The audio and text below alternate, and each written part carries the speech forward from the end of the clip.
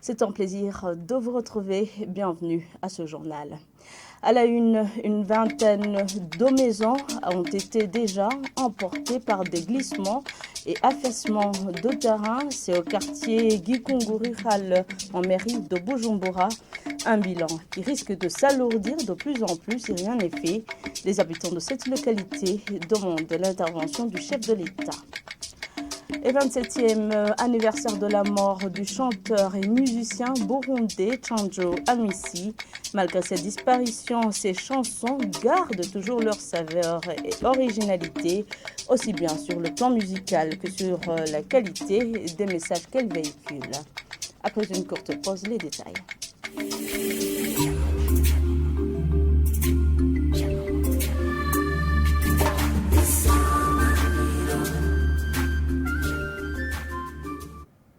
Encore une fois, bienvenue. Certains des commerçants du marché de Ruvumera disent qu'ils n'ont pas bien accueilli la mesure de démolition de certains stands situés à l'extérieur de ce marché. Ils affirment qu'ils payent à la mairie pour leur occupation. Ces commerçants indiquent qu'avant, des places étaient attribuées à l'intérieur du marché dans ce genre de situation. Aujourd'hui, ils affirment qu'ils n'ont nulle part où aller. Ils demandent aux autorités de ne pas mettre en exécution cette mesure de démolition de ces stands. Jean-Marie Mayonga. Certains de ces commerçants expliquent qu'ils n'ont pas été consultés à propos de cette mesure de démolition des échoppes qui ne sont pas construites dans les normes prises par le maire de la ville de Bujumbura. Ils disent qu'ils ne comprennent pas la démolition de leurs parcelles alors que c'est la mairie qui leur a octroyé ces places.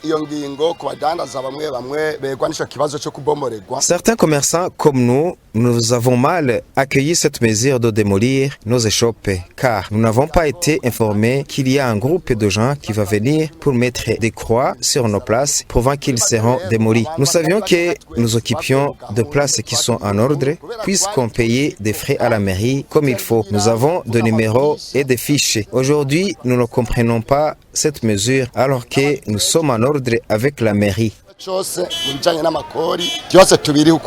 Ces commerçants demandent des éclaircissements pour qu'ils sachent la raison de la prise de cette mesure. Il faut qu'ils donnent la lumière sur cette décision parce que nous ne savons pas pourquoi ils vont venir démolir et prendre aussi nos marchandises, comme ils le disent.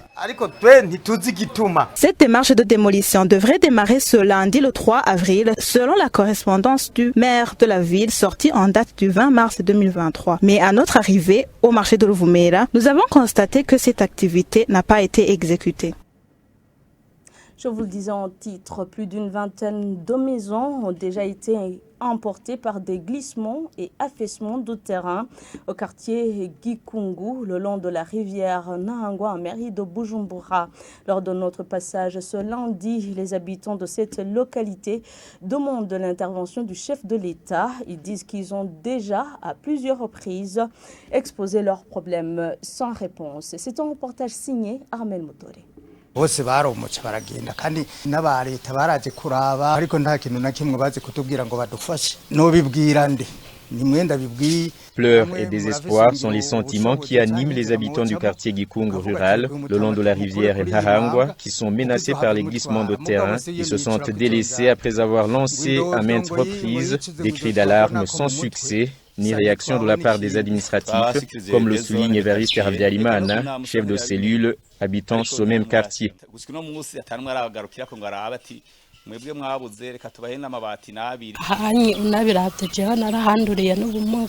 Cette dame, rencontrée à son domicile, dit qu'elle a déjà eu un accident lorsque sa maison s'est écroulée sous elle. Elle se plaint aussi des cas de vol de biens parce qu'elle n'a plus de toit.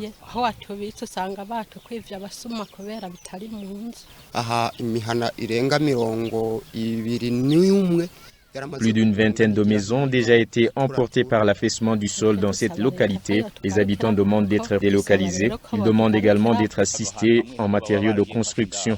Cette localité risque visiblement de disparaître à tout moment sous les effondrements et les glissements de terrain si rien n'est fait. Les populations sur place demandent l'intervention directe du chef de l'État parce qu'ils estiment que leurs doléances et leurs plaintes n'ont pas pu trouver solution malgré de multiples appels à l'aide. À la page infrastructure, le gouvernement du Burundi est à l'œuvre pour réhabiliter les routes, surtout nationales, déjà endommagées. C'est du moins les propos de Sylvestre Sanzerugeze, directeur général de l'agence routière du Burundi, ARB en sigle.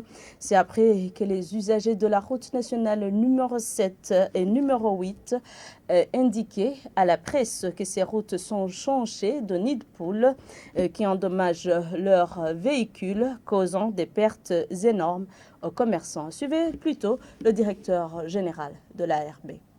Les routes nationales revêtues, il y a une politique zéro nid de poule. On a commencé par la RN1 et RN2 et pour le moment on est en train de réhabiliter et faire le bouchage de nids de poule sur la RN7. Et après la RN7, on va entamer la RN8. Mais ce n'est pas seulement ces travaux de bouchage de nid de poule, il y a des travaux aussi de stabilisation des glissements.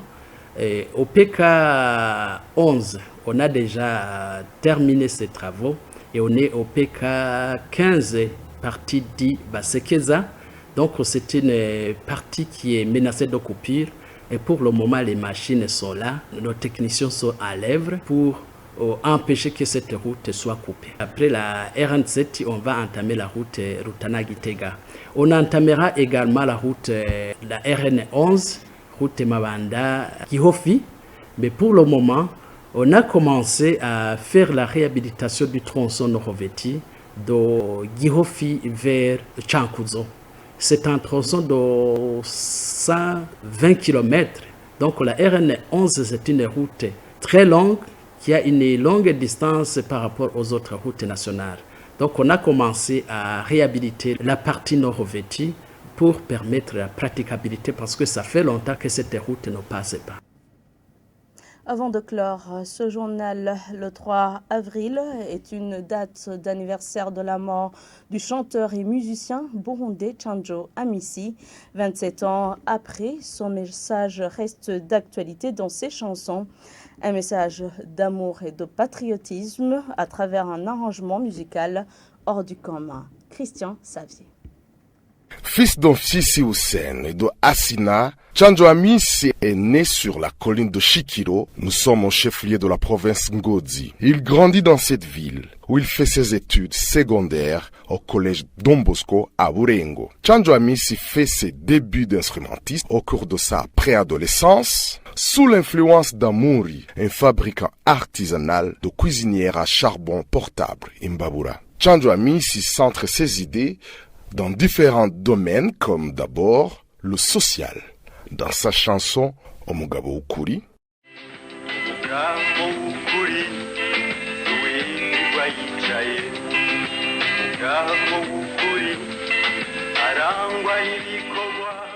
il a une plume remarquable quand il parle d'amour. Nachicha Nirungu.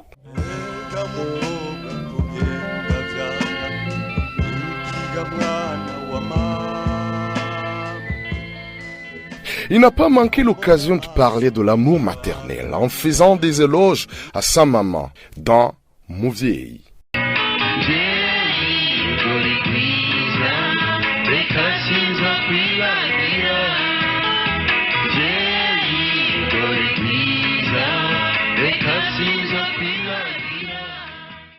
Tchandjo Amisi parle également de la beauté de sa patrie, le Burundi, dans Ewe Burundi. Ewe Burundi, ngira ndakuririmbe. Ewe Burundi, ngucurara. Tchandjo Amisi est régulièrement cité comme une référence majeure dans l'art musical burundais. Il rend l'âme la nuit du 3 au 4 avril 1996 à cause d'une maladie. Et c'est sur cette page culturelle que prend fin ce journal. Merci à tous de l'avoir suivi. Merci également à l'équipe de la rédaction et à l'équipe technique qui m'ont permis de le réaliser. Bonne suite des programmes avec la télévision Isanganiro.